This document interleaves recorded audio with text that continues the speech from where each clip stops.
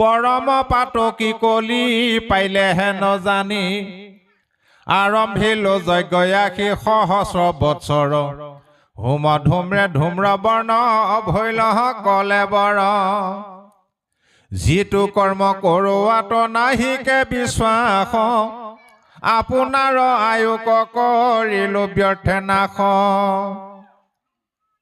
কৃষ্ণ তেওঁৰ পিয়াই আমি কৰো কৰ্মযত তাতো নানা বিঘ্নি আছে জানিলো মনত অজাগ যোগ যজ্ঞ কৰি দুখ পাইলো মাত্ৰ আবে কহিও ক মহা ভাগৱত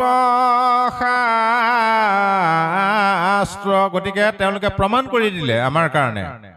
যে এই ধৰ্ম কৰ্মবিলাক কৰি চোৱাচোন